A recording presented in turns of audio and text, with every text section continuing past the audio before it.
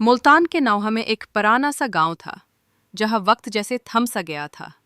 तंग टूटी फूटी सड़कें, झाड़ियों में लिपटी खंडर नुमा दीवारें और वही पुराना वक्त ज़दा सुकूत जो शाम के बाद हर शय को अपनी गिरफ्त में ले लेता था। रात के पिछले पहर मुल्तान के नवाही इलाके में एक नौजवान लड़का फरहान मोटरसाइकिल पर वापस घर जा रहा था। रस्ते में उसने एक सुनसान सड़क पर एक औरत को सफ़ेद लिबास में खड़े देखा।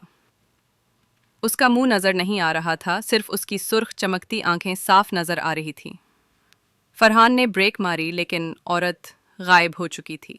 जैसे ही उसने मोटरसाइकिल दोबारा चलाई, पीछे से आवाज़ आई, तुम्हें मुझसे डर नहीं लगा? फरहान ने मुड़कर देखा तो वही औरत अब उसके पीछे बैठ चुकी थी। अगली सुबह फरहान बेहोश मला।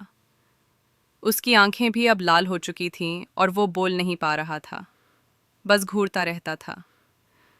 कहा जाता है जो भी उस औरत को रात के वक्त देखता है उसकी आंखें लाल हो जाती हैं और वो फिर कभी आम इंसान नहीं रहता।